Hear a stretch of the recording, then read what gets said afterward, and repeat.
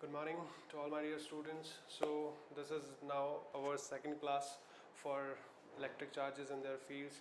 अब भाई हम बात कर रहे थे ट्वेल्थ की फिज़िक्स की। ट्वेल्थ की फिज़िक्स में लास्ट क्लास में जो हमने बात करी थी वो बात करी थी हमने चार्ज की, और मैंने आपको बताया था चार्ज क्या होता है, चार्ज की प्रॉपर्टीज़ क्या क्या चार्ज के टाइप्स कौन कौन से होते हैं, ठीक है। और फिर बाद में हमने बात करी थी कि एलिमेंट्री पार्टिकल्स जो है वो क्वार्क होते हैं, क्वार्क पार्टिकल्स होते हैं, ठीक है। और भी हमने यूनिट्स ऑफ चार्ज की बात करी थी, ठीक है। अब थोड़ी सी बात और कर लेते हैं भाई। जैसे ही मान लो सपोज दैट मैंने यूनिट्स ऑफ चार्ज की अगर बात करी थी तो मैंने आपको ये वाली चीज़ बोली थी कि भाई 1 फैराडे, इज दैट क्लियर। मैंने आपको बात बताई थी भाई 1 faraday is equals to 96500 coulomb, ठीक है, इज दैट क्लियर। तो 1 faraday is equals to 96500 coulomb होता है। This is the largest unit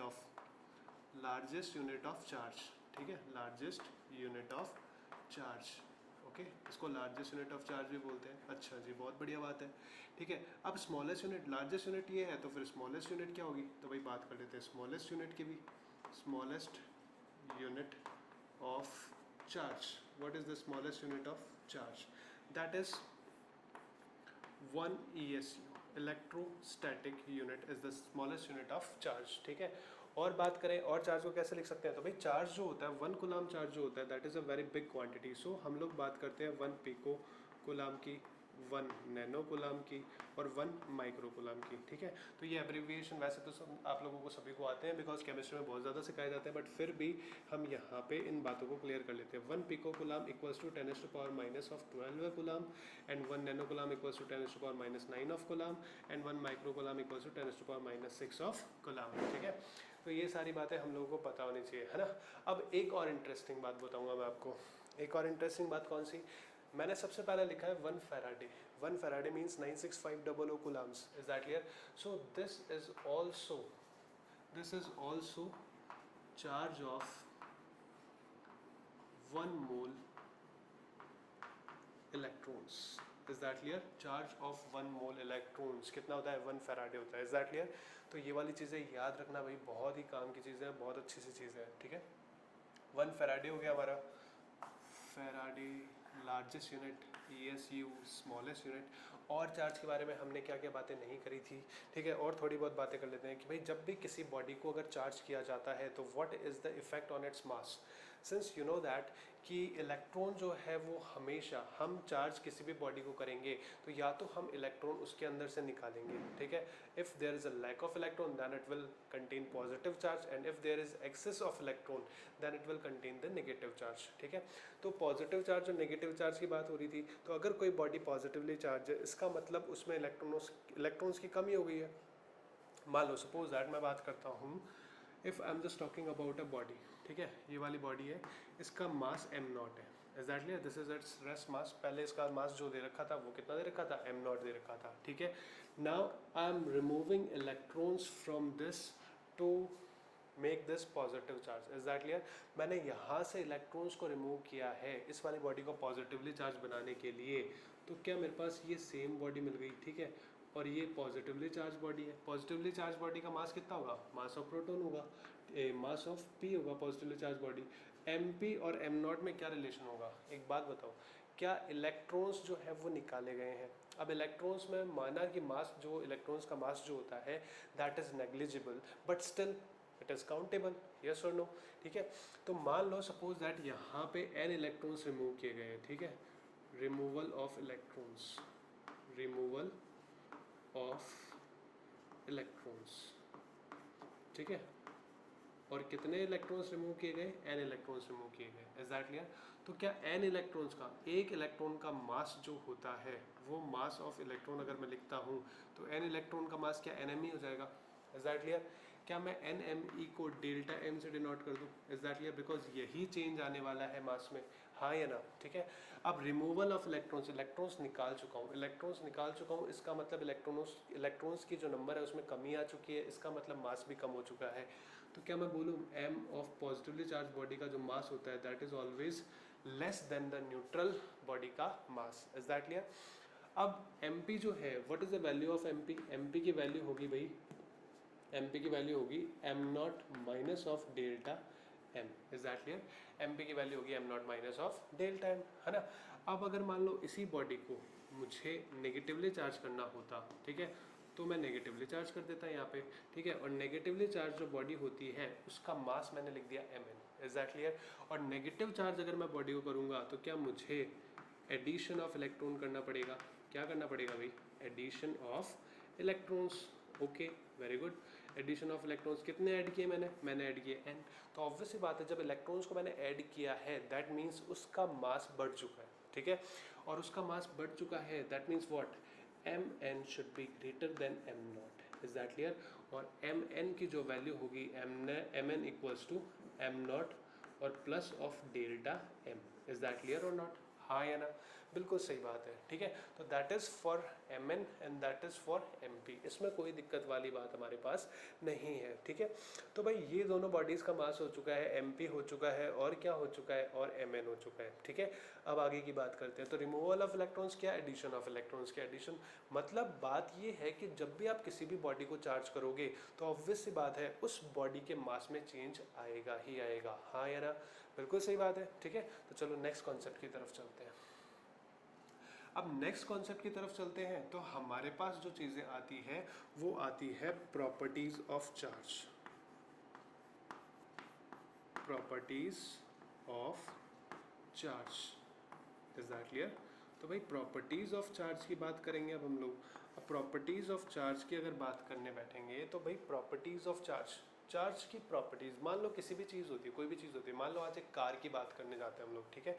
अगर हम एक कार खरीदने जाते हैं तो क्या कार की प्रॉपर्टीज़ हमें पता होती है कि इसकी maximum speed 160 kilometre per our है, इसका माइलेज जो है वो 25 किलोमीटर पर लीटर है, इज दैट क्लियर। इसका जो कलर है दैट इज़ ब्लू है, ठीक है। और भी प्रॉपर्टीज़ की बात करेंगे, वो क्या क्या परफॉर्म कर सकती है, उसका ट्रैक्शन कंट्रोल कैसा है, उसका टॉर्क कितना है, ठीक है। तो ये सारी की सारी चीज़ें हम उसमें देखते हैं, ठीक है। और उसकी प्रॉपर्टीज़ की बात हम लोग करते हैं। चलो उसकी प्रॉपर्टीज़ की बात करते हैं। वैसे ही चार्ज को देख करके हमें क्या पता लगता है। अब भाई चार्ज की प्रॉपर्टीज़ देखो, हमें रट्टाफिकेशन नहीं करनी है, हमारा मेन मोटिव जो है वो यही है कि से नो टू रट्टाफिकेशन, इज दैट क्लियर। तो सिंपल सी बात है, कहानी बताऊँगा आराम से, ठीक है। और कहानी की तरह तुम्हें प्रॉपर्टीज़ याद भी हो जाएगी, इज दैट क्लियर। तो भाई मैं बीच में से इसको थोड़ा सा रब कर देता हूँ।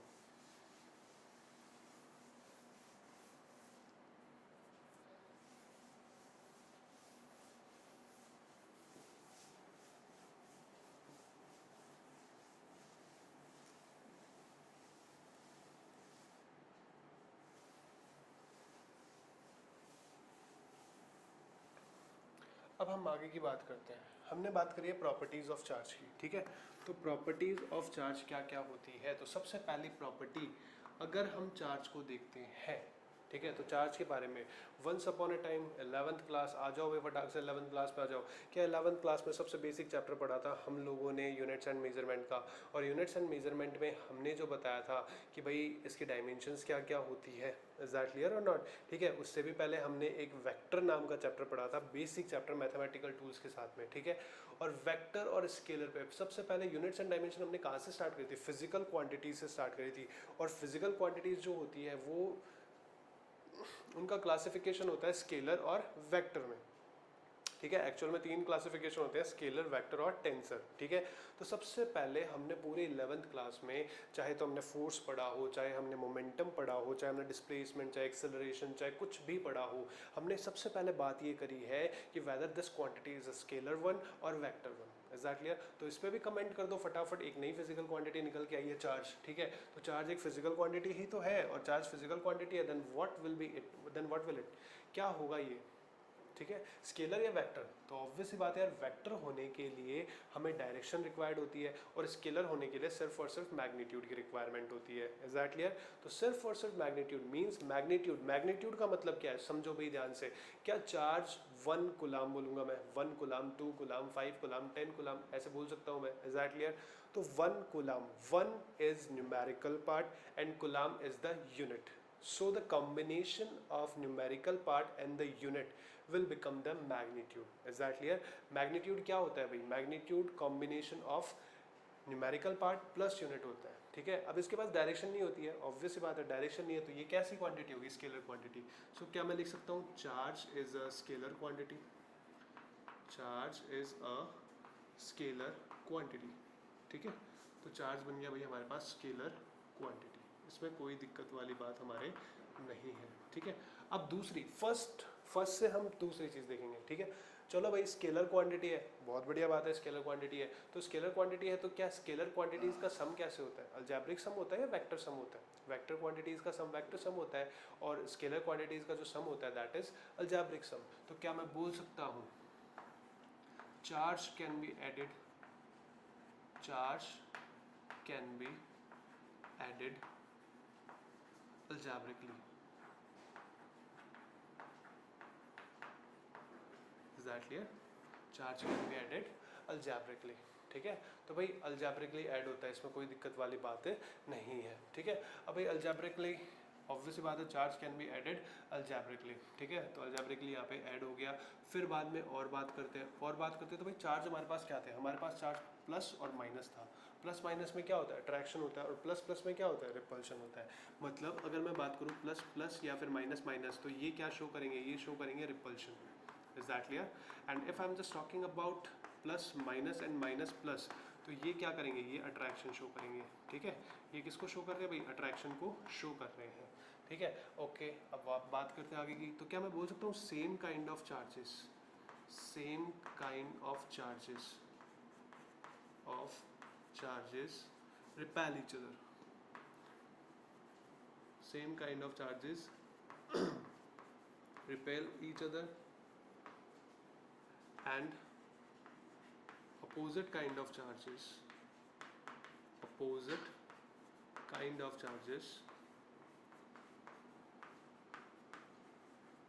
attract each other,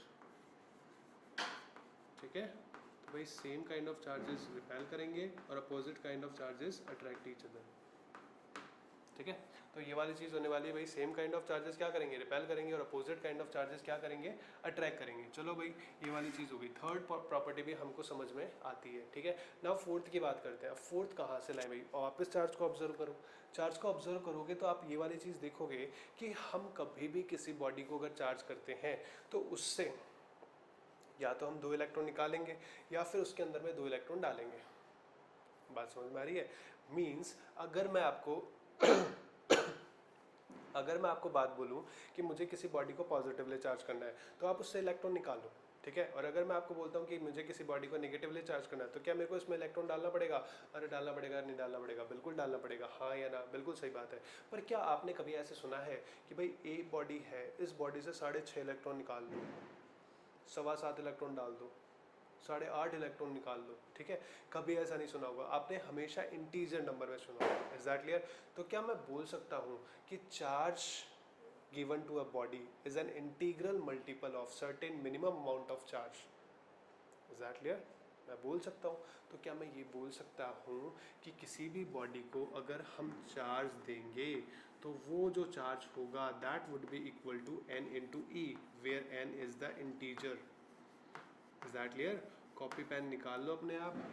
ये जो चीज़ है इसको हम बोलते हैं क्वांटाइजेशन ऑफ चार्ज। क्या बोलते हैं? Quantization of charge, quantization of charge बोलते हैं भाई इसको, ठीक है।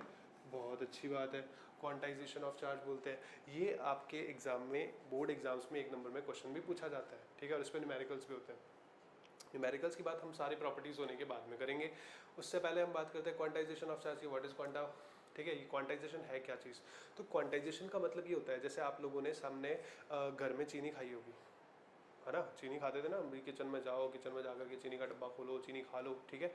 तो चीनी 2 तरह की होती है, एक तो बुरादे वाली चीनी होती है और एक क्या होती है? दानादार चीनी होती है, जिसमें दाने दाने से होते हैं। अगर मान लो आपने हाफ स्पून दानादार चीनी ली है, भले ही आपको टाइम लगेगा पर आप उसको काउंट कर सकते हो। Is that clear? That is countable. Is that clear?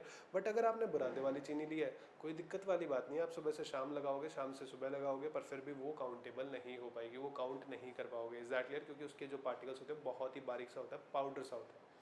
Is that clear? तो जो चीज़ काउंटेबल होती है दैट इज क्वांटाइज्ड। अगर मैं बात करूँ 1 क्वांटा ऑफ चीनी, तो क्या उसका वो एक जो पर्टिकुलर जो क्वांटा है, क्या वो क्वांटा ही होगा? इज दैट क्लियर और नॉट? ठीक है, तो वही चीज़ है, that is the thing. Quantization, quantization मतलब यहाँ पे जो दानेदार चीनी जो होती है, जैसे मान लो ये सपोज दैट ये दानादार चीनी है, तो ये चीनी का एक दाना है, ये चीनी का एक दाना है, तो इसको बोलेंगे हम क्वांटा। क्या बोलेंगे इसको? इसको बोलेंगे क्वांटा। Is that clear? तो यहाँ पे क्वांटा कौन हुआ? चार्ज के केस में क्वांटा कौन है? तो भाई चार्ज के केस में क्वांटा जो है वो है इलेक्ट्रॉन। कौन है भाई? चार्ज के केस में क्वांटा इलेक्ट्रॉन है। इसका मतलब ये है कि किसी भी बॉडी को अगर आप चार्ज देते हो तो वो चार्ज हमेशा इलेक्ट्रॉन्स के चार्ज के इंटीग्रल मल्टीपल में दिया जाएगा। Is that clear? I hope it is very clear to you. ठीक है, इसकी डेफिनेशन लिखवा रहा हूँ, लिख लो। Any charge given to a body, any charge given to a body is equal to the certain minimum amount of charge, is equal to the integral multiple of certain minimum amount of charge, that is quanta, that is electron का charge। Is that clear? और उसी को क्या बोलेंगे? Q is equals to any बोलेंगे। ठीक है, तो this is a thing, this is quantization of charge. एक नंबर में पूछा जाता है बिल्कुल। ठीक है, अच्छा जी, क्वांटाइजेशन की बात कर ली, तो चलो क्वांटाइजेशन से फिर मेरे को याद होता है यार, फिर क्वांटाइजेशन चार्ज, अब आप तो रूल्स पे आ गए। रूल्स पे आ गए तो यार रूल्स तो एक कंजर्वेशन भी होता है ना? तो कंजर्वेशन ऑफ, क्यों ना we shall talk about the conservation of charge also. ठीक है, तो भाई कंजर्वेशन ऑफ चार्ज पे बात करते हैं। Conservation, charge neither be created nor be destroyed. ये वाली बात तो क्लियर है। ठीक है, only it can transfer from one body to another body. Is that clear? Charge neither be created nor be destroyed, only it can transfer from one body to another body. Is that clear? From one body to another body. चलो भाई, बहुत अच्छी बात है। तो conservation of charge की बात करते हैं टाउ। ठीक है, कंजर्वेशन ऑफ चार्ज की बात करेंगे। अच्छा जी, कंजर्वेशन ऑफ चार्ज की बात करोगे? बिल्कुल कर लो। कंजर्वेशन ऑफ चार्ज क्या है? Charge neither be created nor be destroyed, only it can transfer from one body to another body. Is that clear? Okay, so this is the thing, this is how we deal with the conservation of charge. सिखाता हूँ अभी क्या होता है, practically क्या होता है। Suppose that ये मेरे पास एक आइसोलेटेड सिस्टम है। ठीक है, ये एक आइसोलेटेड सिस्टम है। This is an isolated system. Okay, तो भाई ये आइसोलेटेड सिस्टम है। अब यहाँ पे दो बॉडीज़ मैंने बात करी। ठीक है, एक बॉडी है ए और एक बॉडी है बी। ठीक है, ए बॉडी न्यूट्रल है, बी बॉडी भी न्यूट्रल है। तो ओवरऑल जो चार्ज है, चार्ज पहले कितना है? Total charge equals to 0। ठीक है, अब मान लो इन दोनों में कोई भी प्रोसेस हुई और इसने 5 इलेक्ट्रॉन यहाँ से यहाँ पे दे दिए, 5 इलेक्ट्रॉन्स यहाँ से यहाँ पे ट्रांसफर कर दिए। तो क्या ये +5 ही हो गई और ये क्या हो गई? -5 ही। इस बी बॉडी पे चार्ज आया -5 ही और ए बॉडी पे चार्ज आया +5 ही। इसमें कोई दिक्कत वाली बात नहीं है। ठीक है, तो +5 या -5 है। अगेन पूरी बॉडी का अगर चार्ज देखोगे आप, तो अगेन पूरी बॉडी का चार्ज क्या आ रहा है? Q = 0। तो बिफोर, अगर हमने बात करते हैं बिफोर प्रोसेस, तो बिफोर प्रोसेस चार्ज कितना था? Q = 0। एंड आफ्टर प्रोसेस की चार्ज की बात करो तो आफ्टर प्रोसेस भी चार्ज कितना है? Q = 0। It means charge is conserved always. ठीक है, चलो भाई, चार्ज कंजर्व्ड रहता है। अच्छा जी, अब और क्या बात करें? और बात करते हैं तो भाई पांचवी प्रॉपर्टी में मैंने ये पढ़ा भाई, चार्ज यहाँ से यहाँ पे गया, 5 इलेक्ट्रॉन यहाँ से यहाँ पे गए। ओ हो 5 इलेक्ट्रॉन यहाँ से यहाँ पे गए। अरे 6 प्रॉपर्टी मिल गई, इधर देख। 6 प्रॉपर्टी क्या होगी? Charge is transferable. हाँ या ना? चार्ज को ट्रांसफर किया जा सकता है, हाँ या ना? बिल्कुल सही बात है। अच्छा, चार्ज को ट्रांसफर किया जा सकता है, बिल्कुल सही बात है, प्रॉपर्टी मिल गई। और अब चार्ज ट्रांसफर हो जाएगा तो क्या होगा? क्या मास में चेंज आएगा? बिल्कुल आएगा। तो नेक्स्ट प्रॉपर्टी बना दो कि charge is always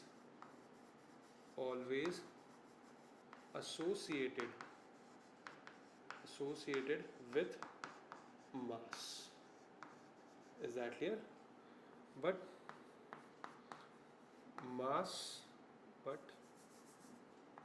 vice versa is not possible। Is that clear? What does that mean? Vice versa? Vice versa मतलब इसका उल्टा पॉसिबल नहीं है, ठीक है?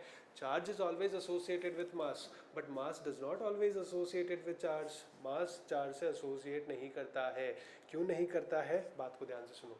अब आप बोलोगे, बोले सर मास चार्ज से एसोसिएट क्यों नहीं करता है? चौक, क्या चौक के पास मास है? क्या चौक के पास चार्ज है? हाँ या ना? न्यूट्रल है, बिल्कुल सही बात है। तो अब आप बोलोगे सर कोई चार्ज नहीं है, बट मास तो है, ठीक है? अगर मैं बात करूँ, इस बोर्ड की बात कर लेता हूँ, बोर्ड के पास मास तो है बट चार्ज नहीं है, तो बिल्कुल क्या ये वाला पॉइंट वैलिडेट हो रहा है? बिल्कुल हो रहा है, ठीक है? आप सब लोग यही सोचोगे, पर ये सोच सही नहीं है।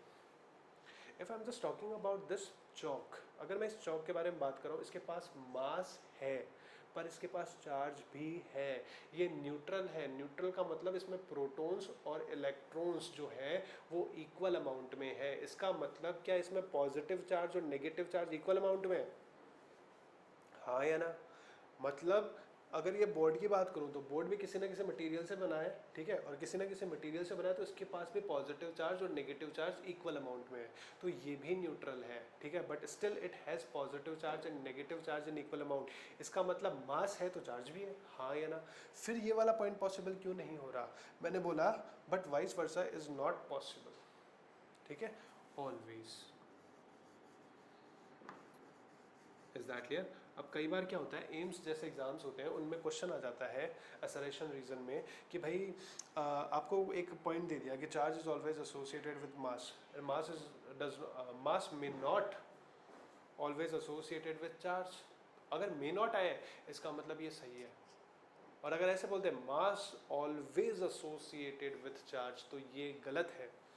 मास ऑलवेज एसोसिएटेड विद चार्ज नहीं होता। सिर्फ और सिर्फ एक एग्जाम्पल है ऐसा, और वो एग्जाम्पल कौन सा है? न्यूट्रॉन। न्यूट्रॉन ही एकमात्र ऐसा एग्जाम्पल है जिसमें मास तो है पर चार्ज नहीं है। न्यूट्रॉन के अलावा अगर किसी भी बॉडी की बात करेंगे तो सब बॉडी में मास भी है और चार्ज भी है। हम कह सकते हैं बॉडी न्यूट्रल भी है तो पॉजिटिव चार्ज और नेगेटिव चार्ज इक्वल अमाउंट में है, बट चार्ज तो है। Is that clear? Okay, so this is the thing कि भाई charge is always associated with mass but vice versa is not possible. For example neutron. तो अगर statement ये आता है चार्ज, अगर स्टेटमेंट ये आता है कि mass does not always associated with charge, बिल्कुल सही है। Mass must associated with charge, mass must associated with charge, गलत है, न्यूट्रॉन के केस में गलत हो गया। Mass may be associated with charge, सही है, ठीक है? एम्स के अंदर में ऐसे ही क्वेश्चंस आते हैं। Is that clear? आपको ऐसे कॉन्सेप्ट पूरा ढंग से आना चाहिए, ठीक है? नेक्स्ट बात करते हैं भाई, ये लो जी, मास का एसोसिएशन हो गया, ओ हो, चार्ज भी आ गया, मास भी आ गया, अब क्या करें, ठीक है? तो अब बात करते हैं और बात करते हैं, ठीक है? और बात करते हैं, और क्या बात करें? तो क्यों ना मास को अपन चार्ज की बात करें, चार्ज की प्रॉपर्टीज़ की बात करते हैं, ठीक है? तो चार्ज का वेलोसिटी के साथ में रिलेशन देखते हैं। Is that clear? तो भाई एक बार क्या किया मैंने, चार्ज को बाइक पे भेजा, चार्ज में कोई चेंज नहीं आया। चार्ज को ट्रक में भेजा, नहीं आया। चार्ज को रॉकेट में भेजा, नहीं आया अंतर, ठीक है? मतलब चार्ज को आप अगर किसी भी वेलोसिटी से करोगे तो चार्ज में कोई भी अंतर नहीं आएगा। हाँ, उसका मास चेंज हो सकता है, मास can be change according to velocity but charge cannot be changed according to velocity. Is that clear? तो मैंने next property लिखी, charge is invariant. क्या लिखी भाई? Charge is invariant. Invariant means does not depend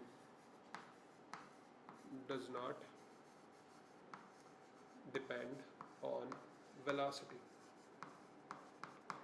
Is that clear? Charge does not depend on velocity. चलो भाई, charge is invariant, आप किसी भी चीज़ पे भेजो उसको, वो हमेशा कभी भी चेंज नहीं होगा, तो चार्ज इज इनवेरिएंट, ठीक है? आगे की बात करते हैं, 9th प्रॉपर्टी, ठीक है? Charge does not depend on, charge does not depend on frame of reference. Is that clear? Charge frame of reference पे डिपेंड नहीं करता है। Is that clear?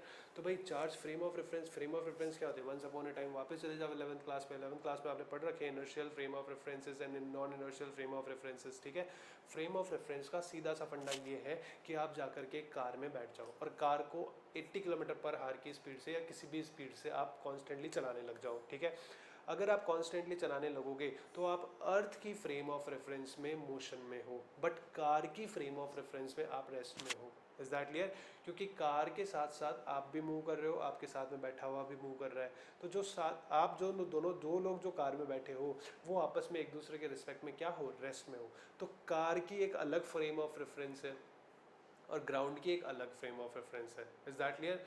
अगर आप कार का गेट नहीं खोल रहे हो और कार के अंदर ही इधर उधर हो रहे हो तो कोई दिक्कत वाली बात नहीं है। ठीक है, क्योंकि कार की फ्रेम ऑफ रेफरेंस में आप रेस्ट में हो। बट अगर आपने गेट खोल दिया चलती कार में से और जैसे ही पैर नीचे रखा तो भाई सीधा पीछे की तरफ जाओगे। क्यों? क्योंकि आप अर्थ की फ्रेम ऑफ रेफरेंस में मोशन में। Is that clear? That is the meaning of the frame of reference. ठीक है, तो charge does not depend on frame of reference. चलो भाई ये वाली बात होगी, अच्छे से बात समझ में आई भाई। चार्ज फ्रेम ऑफ रेफरेंस पे डिपेंड भी नहीं करता।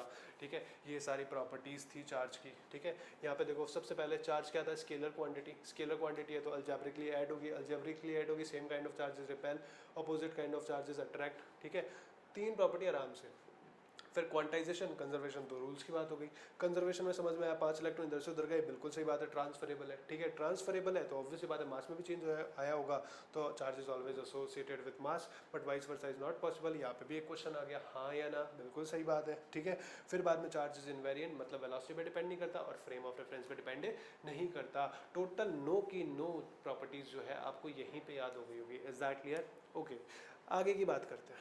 आगे की बात करते हैं तो भाई आगे बात करेंगे तो क्या बात करेंगे? सुनो ध्यान से। मैंने यहाँ पे वेलोसिटी का नाम लिया। Is that clear? वेलोसिटी का नाम ले रहा था। तो चार्ज तो वेलोसिटी पे डिपेंड नहीं करता है बट मास वेलोसिटी पे डिपेंड करता है। तो मैंने बोला कि m is equals to M naught और under root of 1 minus V square upon C square. ये एक आइंस्टीन का फॉर्मूला था। ठीक है, थ्योरी ऑफ रिलेटिविटी में आइंस्टीन का फॉर्मूला था। आइंस्टीन ने ये कहा था कि जब भी कोई ऑब्जेक्ट स्पीड ऑफ लाइट के कंपैरेटिवली किसी वेलोसिटी से मूव करता है तो उसका मास जो है वो चेंज हो जाता है। ठीक है, कैसे? बात सुनो। ठीक है, कि अगर मान लो कोई भी मूविंग ऑब्जेक्ट है तो मूविंग ऑब्जेक्ट का मास क्या हो जाता है? चेंज हो जाता है। अच्छा, ये बात है। 11th क्लास पूरी पढ़ ली, कहीं ऐसा नहीं आया था सर, है ना? हमने गन को फायर किया, मतलब गन को नहीं, बुलेट को फायर किया था गन से 500 किलोमीटर पर आवर की स्पीड से। ठीक है, 800 किलोमीटर पर आवर की स्पीड से हम एरोप्लेन भी उड़ाते थे। ठीक है, वहाँ पे वो सारे क्वेश्चंस भी किए हैं। ठीक है, गाड़ियाँ भगाई है खूब सारी, आगे सामने से इधर से उधर से कैसे भी आ रही थी गाड़ियाँ, हम क्वेश्चंस कर रहे थे, हम बिल्कुल कर रहे थे, बहुत मेहनत करी हम लोगों ने, पर कभी ये वाली चीज़ नहीं देखी। ठीक है, अगर मान लो वेलोसिटी दे रखी है, आपने मास ही चेंज हो रहा है तो उसका मोमेंटम भी चेंज हो जाएगा फिर तो, हाँ या ना? बट ऐसा कोई भी क्वेश्चन हमने नहीं किया था, तो फिर ये चीज़ कहाँ से आई? तो बेटा I am not talking about those objects, मैं उन ऑब्जेक्ट्स की बात नहीं कर रहा जो हम डेली लाइफ में देखते हैं। हमने डेली लाइफ में सबसे स्पीड क्या देखी है? सबसे ज़्यादा स्पीड हमने रॉकेट की देखी होगी। ठीक है, तो रॉकेट की देखी होगी, बट वो भी वेलोसिटी ऑफ लाइट के कंपैरिजन में बहुत कम है। मान लो suppose that 1500 kilometre per hour की स्पीड अगर मैं लेता हूँ, ठीक है, तो 1500 नहीं 3000 की ले लो। चलो आप 3000 किलोमीटर पर आवर की स्पीड ले लो। 3000 किलोमीटर पर आवर की स्पीड लोगे तो यहाँ पे ऊपर क्या आएगा? 3000। ठीक है, 3000 का स्क्वायर। Is that clear? 3000 का स्क्वायर कितना? 9 इंटू 10⁻6 हो जाएगी। पर नीचे 3 इंटू 10⁸ है तो 3 इंटू 9 इंटू 10⁻16 आ रही है। एग्जैक्टली, तो नीचे डिनोमिनेटर में बहुत ज़्यादा वैल्यू है। स्पीड ऑफ लाइट क्या होती है? 3 इंटू 10⁸ मीटर पर सेकेंड। तो इसके कंपैरिजन में ये वाली जो वैल्यू है बहुत छोटी सी है। तो 1 में से अगर मैं 0.0000001 अगर माइनस करता हूँ तो कोई फर्क नहीं पड़ेगा, that is almost equal to 1। That's why m is equals to M naught. ठीक है, यहाँ पे m नॉट क्या है? m नॉट है यहाँ पे rest mass. Is that clear? This is the rest mass of the object. ठीक है, and this one is the dynamic mass of the object. Dynamic mass of the object. Is that clear? तो ये वाली चीज़ है भाई, m is equal to m naught under root 1 minus V square upon C square. फिर ये वाला formula कहाँ पे लगाएंगे भाई? चार्ज पार्टिकल्स की बात करें हम लोग, तो चार्ज पार्टिकल्स की बात करें तो जब कभी भी प्रोटोन मोशन करेगा या इलेक्ट्रॉन मोशन करेगा या अल्फा पार्टिकल मोशन करेगा, तो इनकी जो स्पीड होती है वो कंपैरेबल टू लाइट होती है, स्पीड ऑफ लाइट होती है, ठीक है? तो जब भी इनकी बात करी जाती है, तो जब भी किसी भी पार्टिकल, कोई भी पार्टिकल अगर वेलोसिटी ऑफ लाइट के कंपैरिजन किसी वेलोसिटी से मूव करता है तो उसका मास चेंज हो जाता है, ठीक है? Is that clear? अब ये वाली चीज़ मैंने क्यों बताई, तो बात को ध्यान से सुनो। यहाँ पे दो तरह के क्वेश्चन आते हैं, एक रिलेटिविस्टिक पार्टिकल और एक नॉन रिलेटिविस्टिक पार्टिकल, ठीक है? तो हम बात करते हैं रिलेटिविस्टिक और नॉन रिलेटिविस्टिक पार्टिकल्स की, ठीक है? तो भाई रिलेटिविस्टिक और नॉन रिलेटिविस्टिक की बात करेंगे। बात को सुनो भाई ध्यान से और इत्मीनान से, है ना? तो भाई हम बात करते हैं रिलेटिविस्टिक और नॉन रिलेटिविस्टिक की, यहाँ पे बात कर ली, ठीक है? तो अब बात करते हैं, एक बात करते हैं Q by M ratio, Q by M ratio, और इसको बोला जाता है स्पेसिफिक चार्ज, ठीक है? इसको स्पेसिफिक चार्ज भी बोला जाता है, ठीक?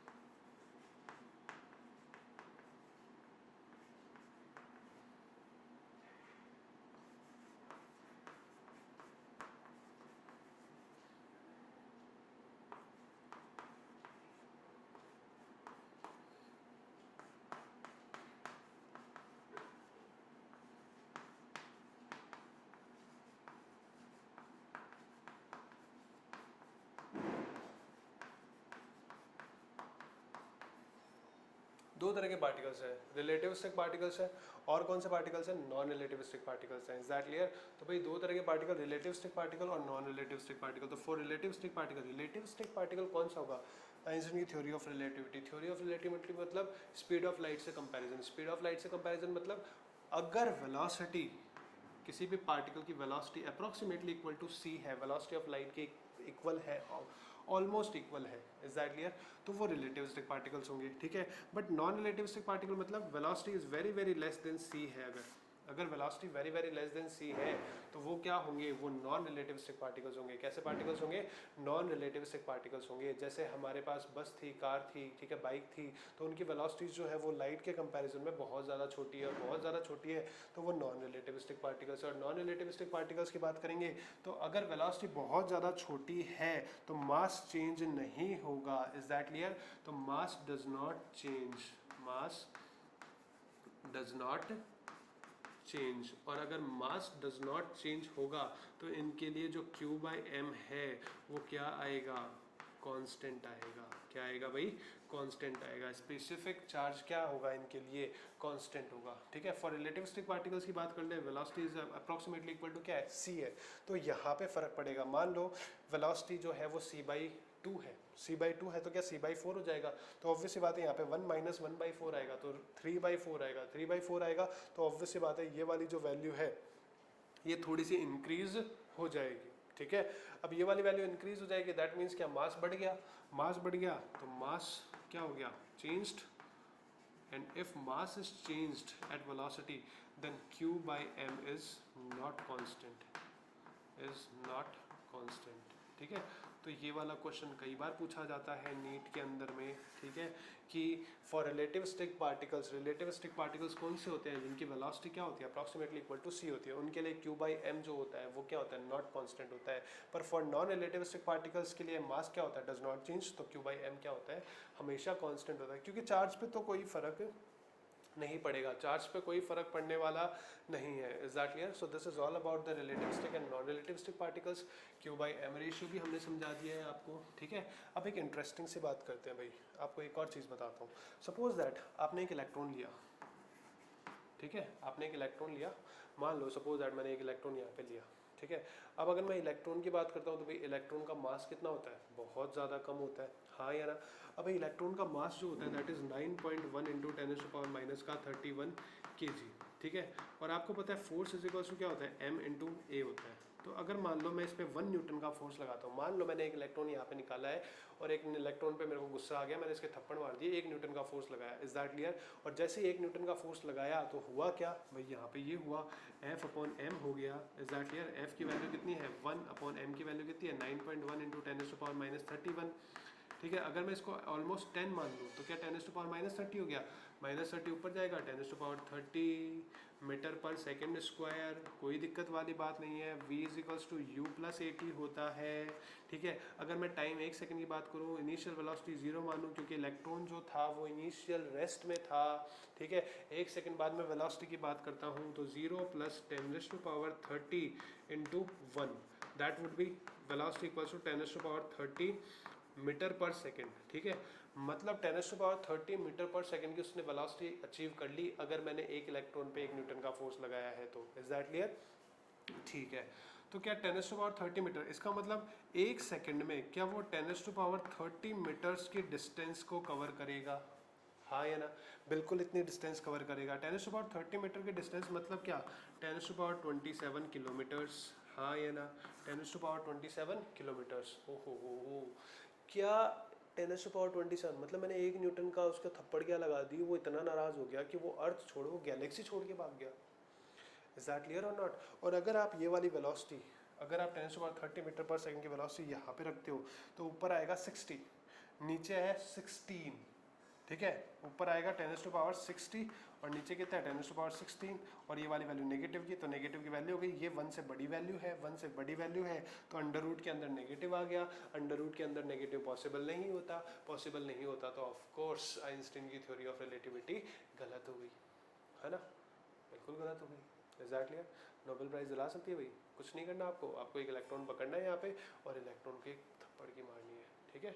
कितने न्यूटन का फोर्स लगाना है, 1 न्यूटन का फोर्स लगाना है। अब आप कैसे भी लगाओ, ये वाली बात आप कर सकते हो। ठीक है। तो there is always a opportunity.